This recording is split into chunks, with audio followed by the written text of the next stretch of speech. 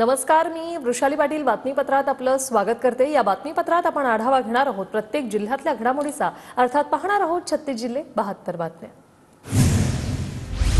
सोलापुरात भाजप कार्यकर्ते आणि पोलिसांमध्ये वाचावाची। पालकमंत्री जयकुमार गोरेंच्या स्वागताचे बॅनर पालिकेने हटवल्याने कार्यकर्ते आक्रमक।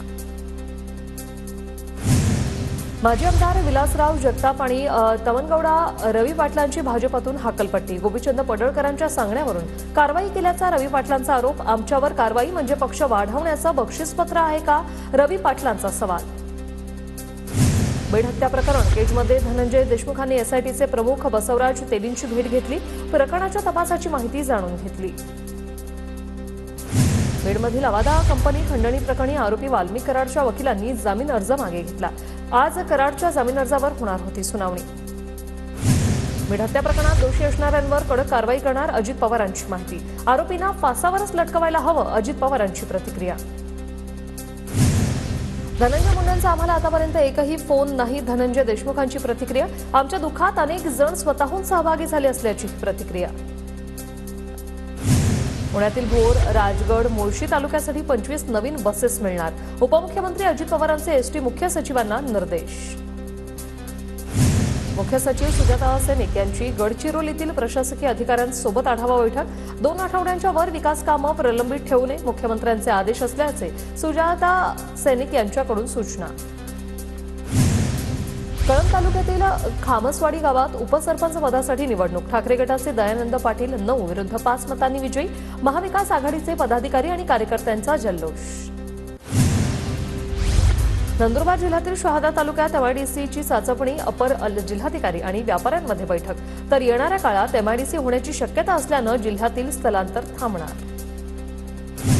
छत्रपती संभाजीनगरमध्ये बाळासाहेबांच्या जयंतीनिमित्त शिंदे गटाकडून जनजागृती रॅलीचं आयोजन। क्रांती चौकातून रॅलीला सुरुवात, अनेक नेते पदाधिकाऱ्यांची हजेरी।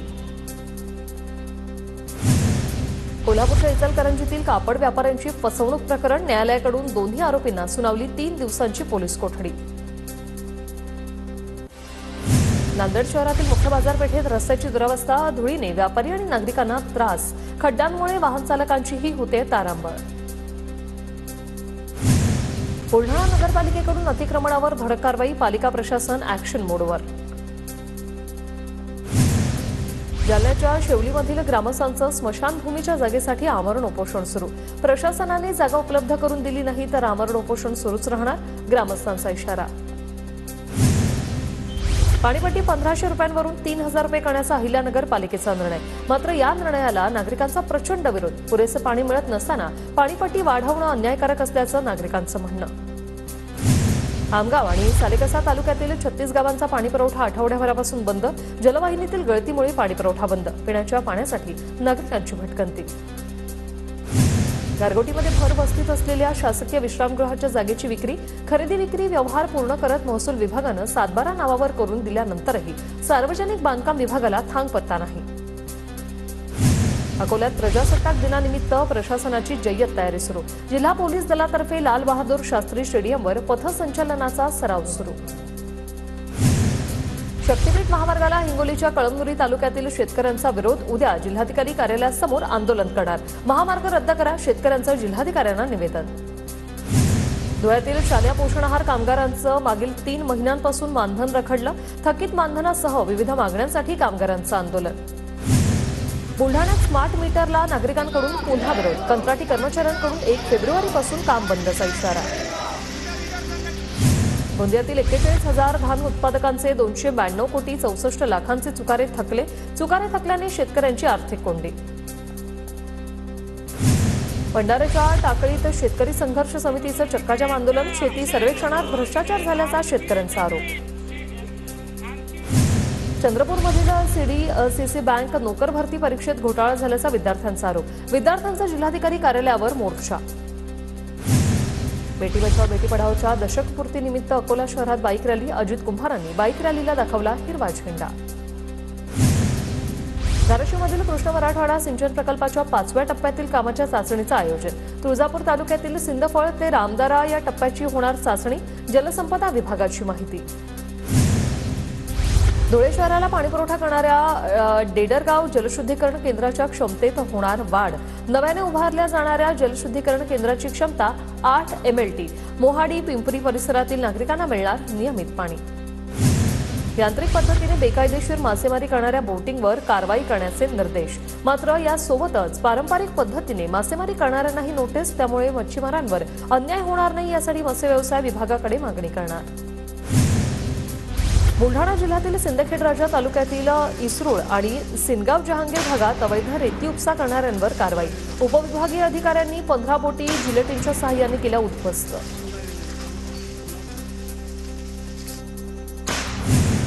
नाशिकमधील पंचवटी आणि रामकुंड परिसरात नो व्हेकल झोन घोषित करण्यात येणार आहे। पर्यटन स्थळाच्या सुरक्षिततेसह स्वच्छता सुधारण्यासाठी निर्णय। पोलीस आयुक्तांकडून सर्वेक्षण करण्याचे निर्देश। बुलढाण्यातील जन आरोग्य योजनेचे कर्मचारी बेमुदत संपाच्या तयारीत। आरोग्य मित्र संघटनेकडून 12 फेब्रुवारीला संपावर जाण्याचा इशारा। विविध मागण्यांसाठी राज्यातील आरोग्य मित्र संघटना संपावर जाणार। पुण्याच्या भोर तालुक्यातील भोलावाडी गावाच्या आविष्कार शिंदेची इंडियन नेव्हीमध्ये मरीन कमांडोपदी निवड। परिसरातील नागरिक मित्रमंडळांकडून शिंदेचे कौतुक। परभणीत राज्यपाल आणि मंत्र्यांच्या उपस्थितीत 26वा दीक्षांत समारंभ संपन्न। नितीन गडकरी आणि राधाकृष्ण विखे पाटलांना मराठवाडा कृषी विद्यापीठाकडून मानद पदवी बहाल। हिंदू हृदय सम्राट शिवसेना प्रमुख बाळासाहेब ठाकरे यांची आज जयंती। पाटणमधील शेतीमित्र चित्रकार डॉक्टर संदीप डाकवींकडून पेपर कटिंग आर्टमधून बाळासाहेबांची कलाकृती साकारत अभिवादन। साताऱ्यातील औंधमध्ये बाळराजेश्री स्पर्धेचं आयोजन। यमाई देवी यात्रेनिमित्त महाराष्ट्र बॉडी बिल्डर्स असोसिएशनकडून या स्पर्धेचं आयोजन। नाशिकच्या येवला शहरातील अतिक्रमणावर हातोडा, पोलिसांची धडक कारवाई।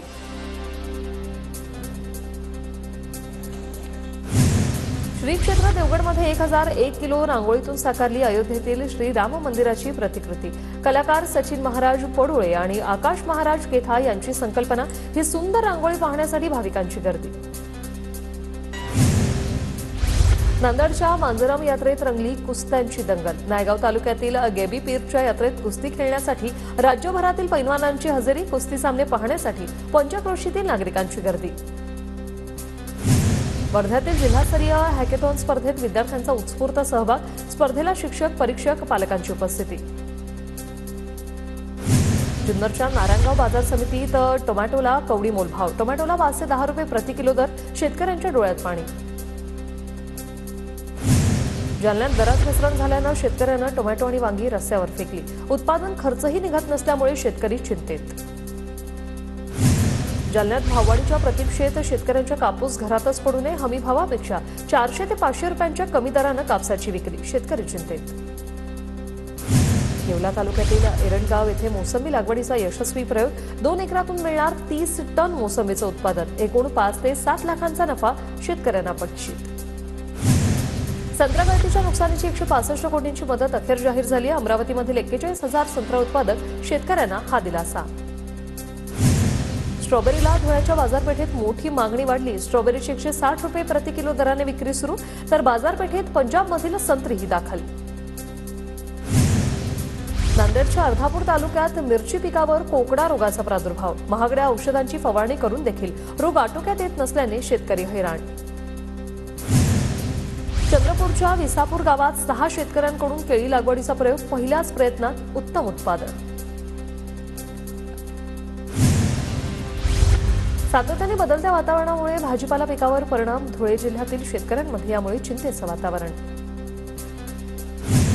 पिंपरी चिंचवडमध्ये घराला आग लागून 5 लाख जळून खाक। बिगारी कामगारांच्या झोपडपट्टीत 5 लाखांची रक्कम जळून खाक। साताऱ्यातील कराडकोटे गावाजवळील गॅस पाईप कंपनीच्या गोडाऊनला आग। आगीत पाईपलाईनचे साहित्य जळून खाक। आगीचं कारण स्पष्ट। मालेगावात खासगी कंपनीच्या मालकावर अज्ञातांकडून धारदार शस्त्राने हल्ला। रात्री 10 वाजेच्या सुमारास घरी जात असताना पैशांसाठी हल्ला केल्याची माहिती। यावेळी नागरिकांमध्ये भीतीचं वातावरण। नागपुरात दुचाकी चोराला अटक। त्याच्याकडून 2 दुचाकी हस्तगत। दारू पिण्यासाठी आरोपी चोरी करत असल्याची माहिती। गोंदियाच्या नवे गावात जुगार अड्ड्यांवर पोलिसांची कारवाई। 2,23,000 रुपयांचा मुद्देमाल जप्त। आरोपींच्या विरोधात गुन्हा दाखल। पोलिसांकडून तपासही सुरू। धुळ्यातील शिंदखेडा तालुक्यात चोरट्याचा धुमाकूळ नरडाणा गावात राष्ट्रवादीच्या सत्यजित सिसोदेंकडून सीसीटीव्ही कॅमेरे बसवण्यात आले।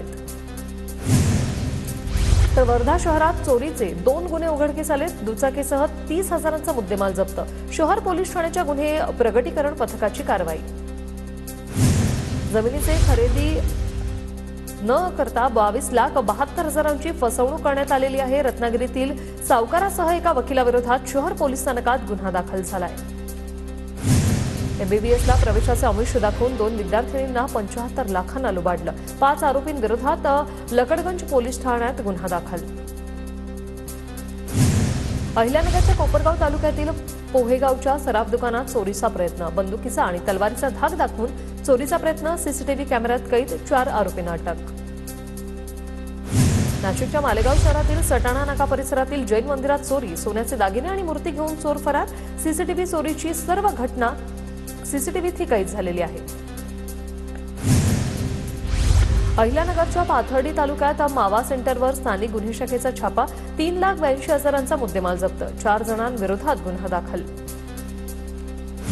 हिंगोलीतील वसमतमध्ये हापसापूर जिल्हा परिषद शाळेतील शिक्षकाला सेवेतून बडतर्फ करण्याचे आदेश। बनावट जात प्रमाणपत्र दिल्याने कारवाई केल्याची माहिती।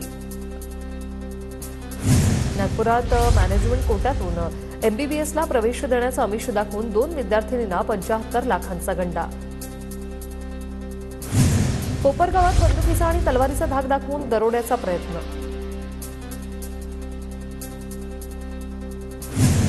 नागपुरात वृद्ध महिलेच्या घरात चोरी। सीताबडी पोलिसांकडून आरोपीला अटक। सागर तिवारी असं अटक करण्यात आलेल्या या आरोपीचं नाव। दापोली तालुक्यात माकडांचा उच्छाद। शेतकरी आणि नागरिक त्रस्त। वनविभागाकडून माकड पकडण्यासाठी मोहीम। इंदापूर कृषी उत्पन्न बाजार समितीत कृषी महोत्सवानिमित्त आलेल्या जगातील सर्वात बुटक्या म्हशीची चर्चा। मुरा जातीची राधा नावाची म्हैस ठरते आकर्षणाचा केंद्रबिंदू।